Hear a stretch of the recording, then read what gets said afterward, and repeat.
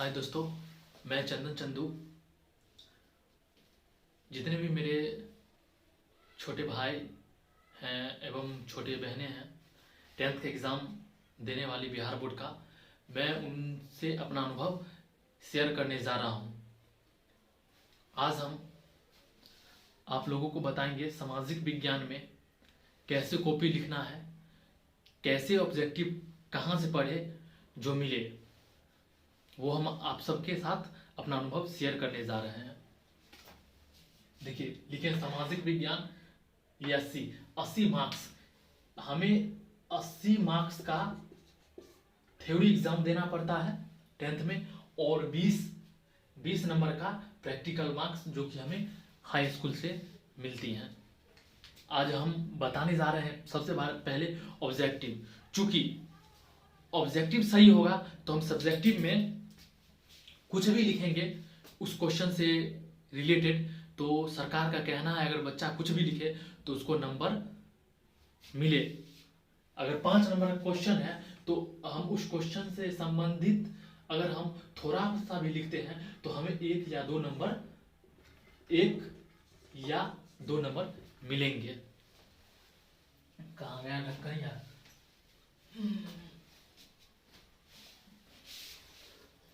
मिलेंगे। चलिए हम आपको ऑब्जेक्टिव के बारे में बताते हैं कि ऑब्जेक्टिव कहाँ से पढ़ें, जो ऑब्जेक्टिव कोई एग्जाम हॉल में जाए और सटासट रंग ले। हम बताते हैं। आप एनसीईआरटी, आप 10th में एनसीईआरटी किताब उठाइए, सोशल साइंस का टोटल जितना भी है, हिस्ट्री का, पॉलिटिकल साइंस का, इकोनॉमिक्स का, जो भी है सब उठाइए और हम आपको दिखाते हैं। बहुत खोजने पर एक इतिहास का किताब मिला है, क्योंकि ज़्यादा दिन एग्जाम दिए नहीं हुआ, 10th का 2-3 साल हुआ है। दिखाते हैं आपको। जैसे देखिए, ये क्वेश्चन है। हर एक लेसन चैप्टर के बाद, हर एक लेसन के बाद इसमें ज़्यादा नहीं 8-10 ही क्वेश्चन है। जैसे देखिए, ये क्वेश्चन दिए हुए हैं। इटली एवं जर्मनी वर्तमान में किस महादेश के अंतर्गत आते हैं? तो यूरोप। तो इसको रटना नहीं है। हमारे साथ एक पचपैका का लड़का रहता था, बहुत ही अच्छा लड़का है। वो हमारी बेड पे सोता था बगल में, और रात में रटता था फ्रैंकफर्ट की संधि कब हुई, फ्रैंकफर्ट की संधि कब हुई? तो 10 मई 1871। तो 10 मई बोलते बोलते 10 माइयो बोल देता था। बताइए, तो रटना नहीं है। तो जितना भी हम आपको बताए उसके हर एक सेवल का सिलेबस के पीछे वाला क्वेश्चन को आप एग्जाम से 2 दिन पहले पढ़िए। रोज पढ़िए, पहले रोज पढ़िए। एग्जाम से 2 दिन पहले आप उसको देख लीजिए, देख लीजिए पूरा हर एक सब्जेक्ट का। सामाजिक विज्ञान में जो भी आते हैं हर एक सब्जेक्ट को आपको देख लेना है, और आप रटिए नहीं, आप दिमाग में सोचिए। और कोई भी चीज़ पढ़िए तो आप जिस परिवेश में रहते हैं उससे कंपेयर करके पढ़िए, न कि रटिए तो कभी भी नहीं, रटिए नहीं, समझिए सिर्फ। और अब जिस परिवेश में रहते हैं कंपेयर कीजिए और पढ़िए। तो इस तरह आप लिखिएगा। तो मेरा दावा है, हम चैलेंज करते हैं कि अगर बिहार बोर्ड नहीं सनकेगा और नॉर्मल इंसान जो जैसे रहता है वैसे अगर एग्ज़ाम लेगा, सनकेगा नहीं, तो आपको 100% में से 80 से 90% ऑब्जेक्टिव आपको बन जाएंगे। चैलेंज हम करते हैं, अगर जैसे हम बताएं वैसे आप पढ़िएगा तो। आप इसका कॉपी कैसे लिखिएगा? देखिए, सरकार का कहना है अगर कोई भी बच्चा अगर उस क्वेश्चन से रिलेटेड अगर लिखे तो उस बच्चा को, जैसे 5 नंबर का क्वेश्चन है तो 5 नंबर में 5 नहीं दीजिए, लेकिन 2, 2.5, 3, 1 जैसे जिस अनुसार लिखा है उस अनुसार उतना नंबर उस बच्चा को दीजिए। तो थ्योरी में तो आप लिखेंगे थोड़ा सा भी तो नंबर आएगा ही। तो देखिए, जो अच्छा बच्चा है, जो अच्छा नंबर लाना चाहते हैं, तो उनको कॉपी लिखने का हम तरीका बता रहे हैं। देखिए, तरीका नहीं, हम अपना अनुभव शेयर कर रहे हैं। देखिए, जैसे 2 पेन लीजिए, जो भी पेन से ले रहे हैं 2 पेन लीजिए, एगो ब्लू लीजिए, ब्लैक का भी यूज कीजिए, पॉइंट लीजिए।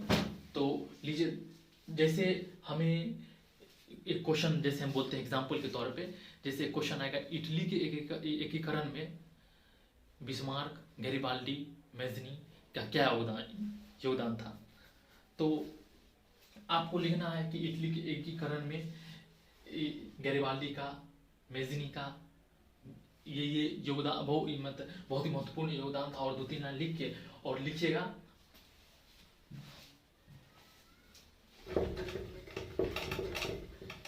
लिख के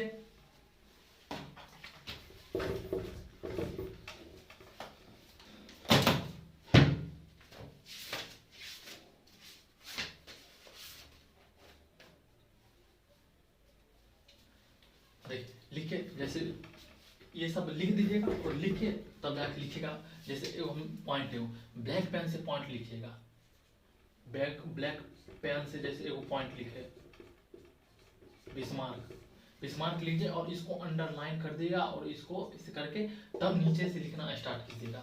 ऐसे में क्या होता है, जब विद्वान टीचर सब रहते हैं बिहार बोर्ड में, वैसे तो विद्वान महाविद्वान भी रहते हैं, बिहार बोर्ड को कॉपी चेक करने जाते हैं, तो ऐसे में टीचर को जब कॉपी देखेंगे तो उस प्रति आकर्षित हो जाते हैं। देखिए कोई भी टीचर होता है ना, तो उस कॉपी को देखता है, अगर सुंदर लिखावट हो और सही तरीका से लिखे हुआ हो तो वो बहुत अच्छा नंबर देता है, बहुत ही बेहतरीन नंबर देता है। तो उसी प्रकार हम आप लोग को बताते हैं, जैसे आप ब्लैक एंड ब्लू पेन, आप जो भी पेन यूज़ करते हैं, चाहे अग्निजेल हो या लिंक ग्लाइसर हो, जो भी हो करते हैं, वो पेन ब्लैक ब्लू दोनों यूज़ कीजिए और पॉइंट टू डील करते जाइए क्वेश्चन, ना कि एक मतलब जैसे इटली के एकीकरण में बिस्मार्क, मेज़नी, गैरिबाल्डी का योगदान बोल रहा है तो एक दिस से पूरा एक जगह में खिचड़ी कर दे। खिचड़ी नहीं कीजिए, और ऐसे लिखिएगा तो बच्चा ऐसे लिखेंगे तो टीचर को कॉपी के प्रति अट्रैक्शन होगा।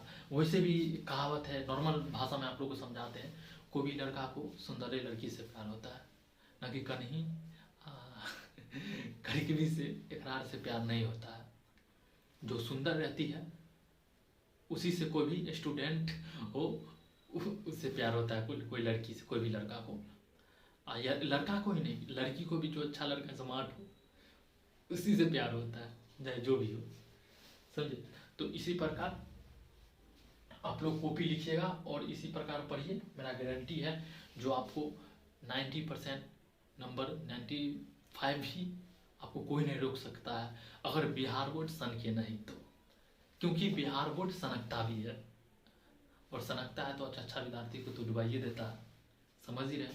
और हाँ, अगर आप 10th में अगर कोई भी क्लास में हो, आप 20 घंटा 24 घंटा में 10 घंटा 15 घंटा 18 घंटा 12 घंटा पढ़ते हैं, ये मायने नहीं रखता है आप किस स्किल से पढ़ रहे हैं, किस तरीका, किस रूल से पढ़ रहे हैं। और अपना जीवन में रूल फॉलो कीजिएगा ना, तो आपको कोई भी काम बहुत ही आसान लगने लगेगा, और उसी तरह आप पढ़िए, आपको अच्छा ही नंबर आएगा।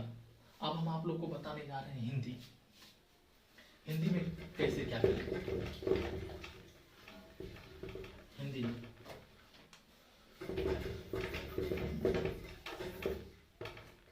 हिंदी बताने जा रहे हैं आपको।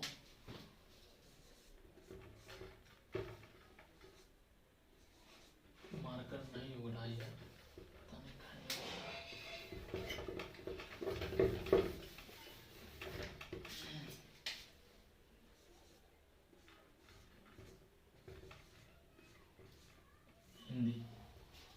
हिंदी में कोई प्रैक्टिकल एग्जाम नहीं होता है, इस 100 नंबर का संपूर्ण एग्जाम होता है, 100 का होता है। इसमें हम ऑब्जेक्टिव का बात करते हैं। सबसे पहले हम व्याकरण का बात करते हैं। तो देखिए बाबू, देखिए मेरे भाई साहब, आपको व्याकरण पढ़ना ही पड़ेगा। व्याकरण नहीं पढ़िएगा तो आपको ऑब्जेक्टिव नहीं बनेगा। आपको व्याकरण पढ़िएगा तभी ऑब्जेक्टिव बनेगा, नहीं तो नहीं बनेगा। व्याकरण पढ़ना पड़ेगा, व्याकरण नहीं सब कुछ पढ़ना पड़ेगा, तभी ये बनेगा। बिन पढ़ लिए कुछ नहीं होता है, इतना आप लोग समझ लीजिए। आपको हम बता रहे हैं हिंदी में, जैसे हिंदी किताब उठाइएगा और देखिएगा लेखक और उसका लिखा हुआ कहानी या निबंध जो भी है वो देखिएगा। जैसे हम आपको बता रहे, देखिए श्रम विभाजन और जाति प्रथा का लेखक कौन थे? तो भीमराव अंबेडकर है, भीमराव अंबेडकर। और ये भी नहीं, और ये भी पूछ सकता है श्रम विभाजन और जाति प्रथा की विधा क्या है, निबंध है कि कहानी है, क्या है, ये भी पूछ सकता है। तो आप इसी प्रकार सबसे पहले ये सब आप एगो नोट्स बना लीजिए और ये सब देखिए और पढ़िए और आगे बढ़िए हिंदी में, और आगे बढ़िए। तो इस हम ऑब्जेक्टिव की बात अभी कर रहे हैं, तो आगे बढ़िए। तो आपको लेखक की परिचय बहुत ही महत्वपूर्ण है, लेखक की परिचय आपको भी पढ़ना पड़ेगा ऑब्जेक्टिव में अच्छा करने के लिए। उसमें आपसे पूछेगा कि इस भीमराव अंबेडकर जी का जन्म कब हुआ था, और ये इनका लिखी हुई कविता का नाम बताएं, ये बताएं, ये सब पूछते हैं। ये मतलब डॉक्टर भीमराव अंबेडकर जो लिखे हुए हैं श्रम विभाजन और जाति प्रथा, वो इसकी विधा क्या है, निबंध है कि कहानी है कि कविता है, ये क्या है, आपको ये सब लेके आगे बढ़ना पड़ेगा और पढ़िए और इसमें अच्छा नंबर ला सकते हैं, समझे।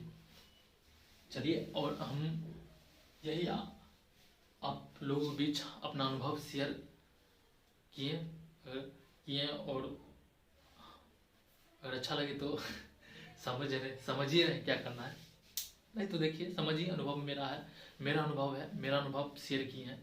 चलिए, थैंक यू, जय हिंद, जय भारत।